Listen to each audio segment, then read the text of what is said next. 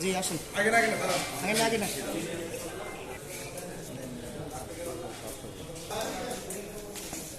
একটা আর বেশি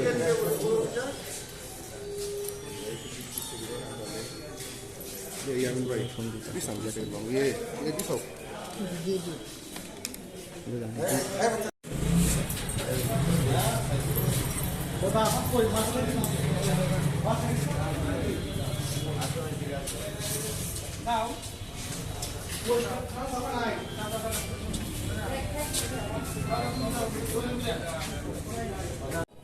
আপনারা জানেন যে সারা দেশে অপারেশন ডেভিল হান্ট কার্যক্রম পরিচালিত হচ্ছে যৌথ বাহিনীর নেতৃত্বে।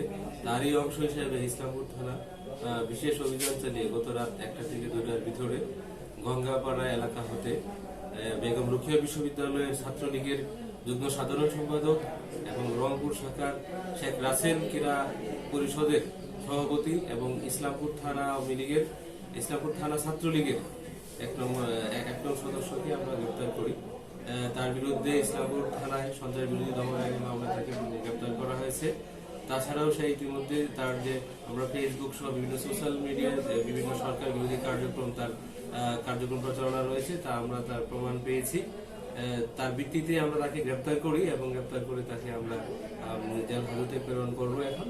আর তার বিরুদ্ধে ইতিমধ্যে আমরা শুনেছি যে বেগম রোকেয়া বিশ্ববিদ্যালয়ে পড়াকালীন সময়ে ওখানকে বৈষম্য বিরোধী ছাত্র আন্দোলনের সাথে বিভিন্ন সময় তার হাতাহাতি মারামারি পাল্টাপাল্টি ঘটনা ঘটেছে এবং ওখানকার বিশ্ববিদ্যালয়ের শিক্ষকদের সাথেও তার এরকম ঘটনা ঘটেছে, যার কারণে তাকে ওই ইউনিভার্সিটি থেকে বহিষ্কৃত করা হয়েছে 1 বছরের জন্য।